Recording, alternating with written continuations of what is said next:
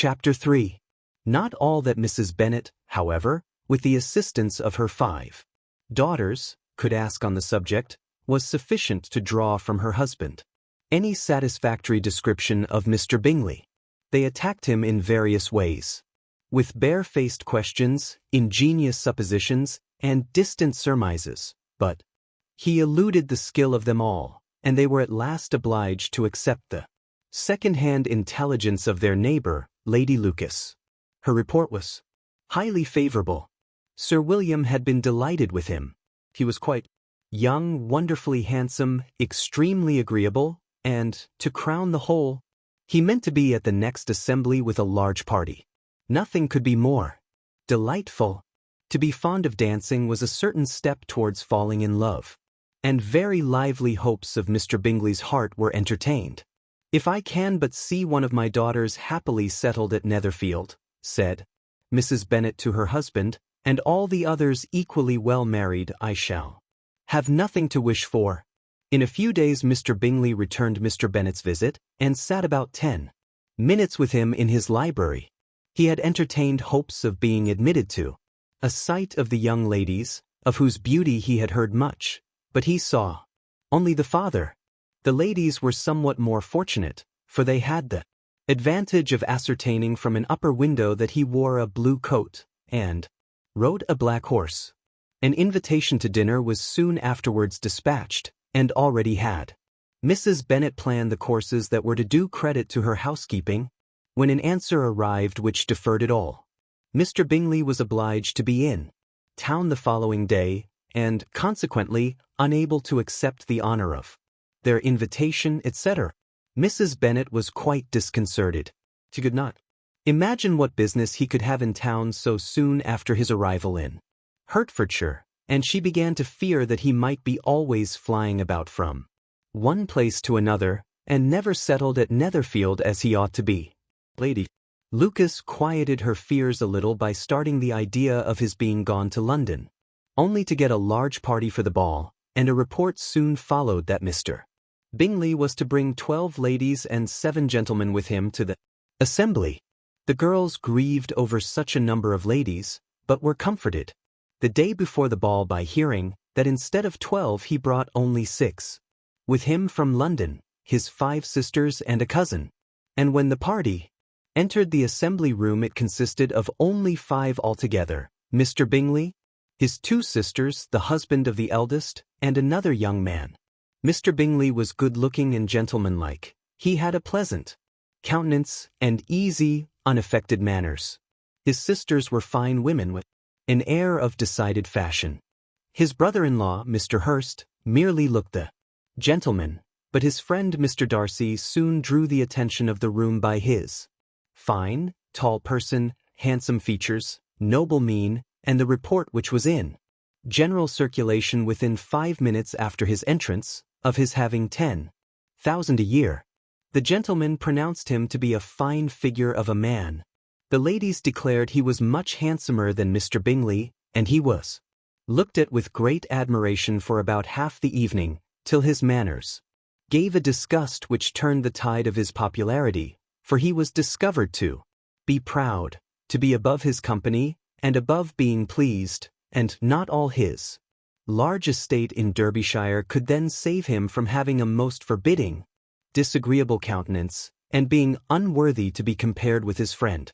Mr. Bingley had soon made himself acquainted with all the principal people in the room. He was lively and unreserved, danced every dance, was angry that the ball closed so early, and talked of giving one himself at Netherfield. Such amiable qualities must speak for themselves. But contrast between him and his friend.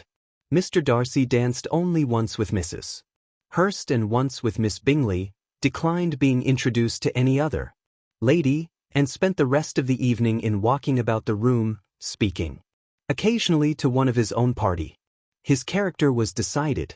He was the proudest, most disagreeable man in the world, and everybody hoped that he would never come there again.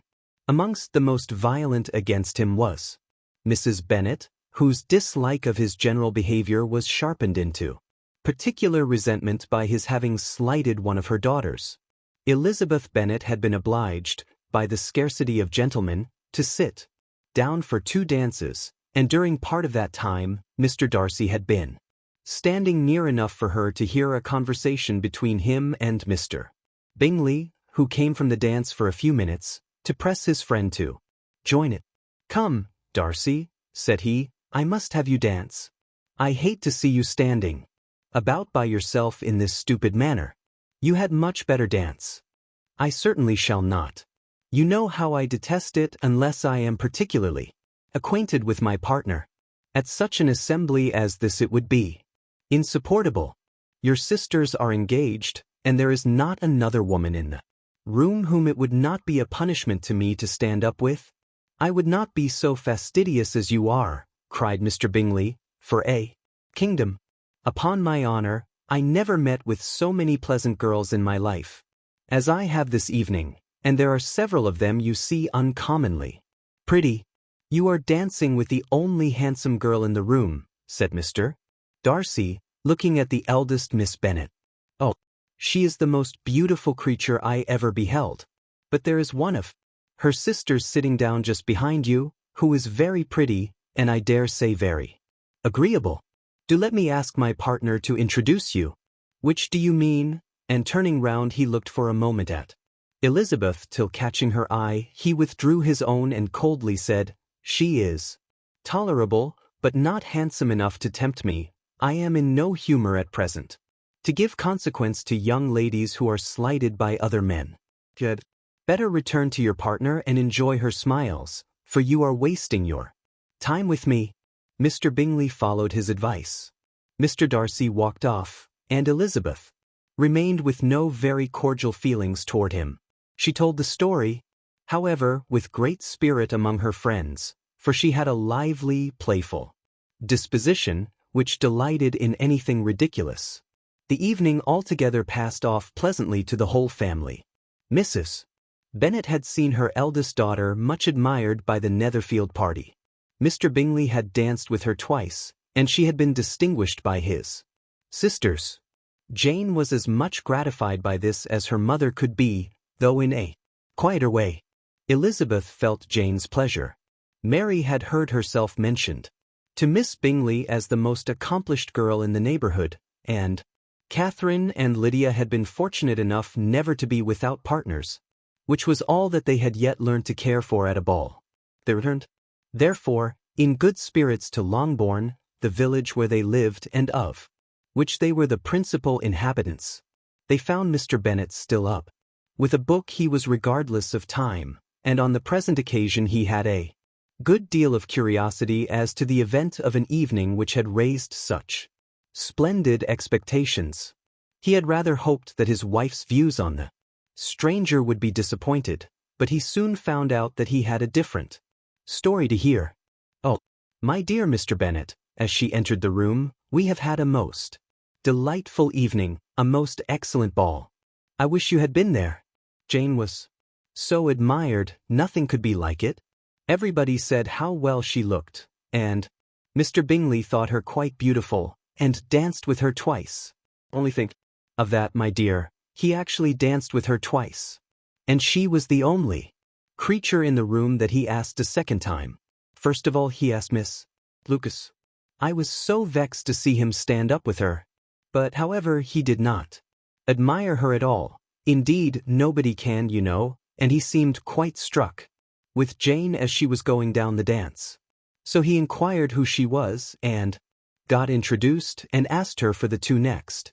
Then the 2/3 he danced with Miss King, and the 2/4 with Maria Lucas, and the 2/5 with Jane again, and the 2/6 with Lizzie, and the Boulanger. If he had had any compassion for me, cried her husband impatiently, he would not have danced half so much. For God's sake, say no more of his partners. Oh, that he had sprained his ankle in the first dance. Oh, my dear, I am quite delighted with him. He is so excessively handsome.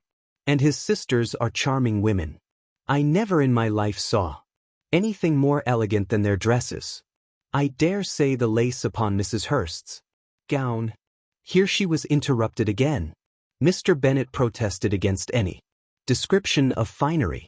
She was therefore obliged to seek another branch of the subject and related, with much bitterness of spirit and some exaggeration, the shocking rudeness of Mr. Darcy.